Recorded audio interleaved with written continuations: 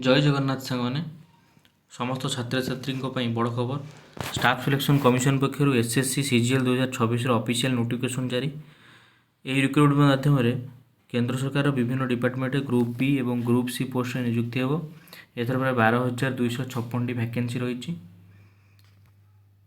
आपंकर online apply start 21 मई 2026, last date apply 22 जून 2026, फी पेमेंट लास्ट डेट 23 जून 2026, करेक्शन विंडो 29 जून रु 1 जुलाई 2026, फास्ट स्टेज एग्जाम आपंकर अगस्त to September 2026, second stage exam December 2026 होगा जाऊँगी।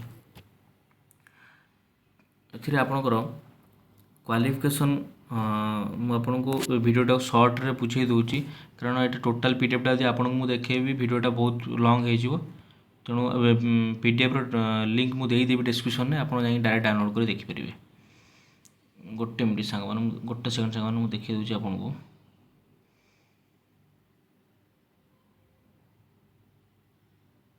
क्वालिफिकेशन आप देखु गोटे सेकेंड क्वालिफिकेशन कहले आपंकर जेकोसी रिकग्नाइज यूनिवर्सिटी ग्रेजुएशन पास थे अप्लाई करेंगे। फाइनाल ईयर स्टूडेंट मैंने अप्लाई करेंगे किंतु 1 अगस्त 2026 पूर्व डिग्री कंप्लीट होगा आवश्यक। सांग मैंने आउ थे आपको कही रखुच्छी 1 अगस्त 2026 पूर्व डिग्री कंप्लीट होगा आवश्यक। देखिए मेंशन भी होकर सब पोस्ट अलग अलग रही क्वालिफिकेशन किंतु डिग्रीटा मस्ट थी दरकार आप पाखे। देन आम नेक्स्ट जा पोस्ट कौन कौन रही आप देखी दिखाँ ये देखी दूसरी मुझे जहाँ आगुरी सब आपण प्रिपेरेसन कर रखी आपको सर्ट रे कहीदे पोस्ट आपणकर देखी ये सब पोस्ट रोचे आपणकर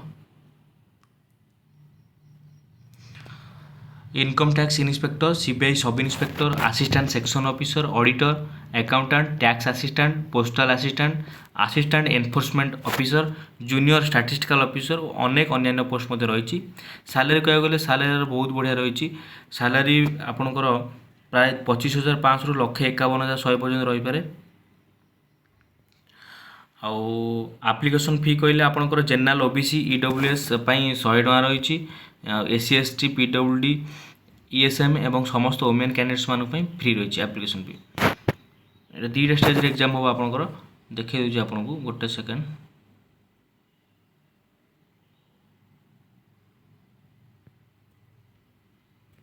देखु 2टा स्टेज आपंकर एग्जाम हम जो मैंने सेंट्रल गवर्नमेंट जॉब प्रस्तुत कर एक बड़ सुजोग आपणकर रहा देखु ये जो एग्जाम हम तार कौन कौन पैटर्न पड़ुची आमर फास्ट जो एग्जामटा हम आपंकर जनरल इंटेलिजेंस एंड रीजनिंग पड़ो 25, जनरल अवेयरनेस 25, क्वांटिटेटिव एप्टीट्यूड रहा 25, इंग्लिश कंप्रेशन रहा आपंकर 25 माने 25टा क्वेश्चन 50 मार्क लगा सब रहा टोटाल 200 मार्कर एग्जाम होची आपंकर।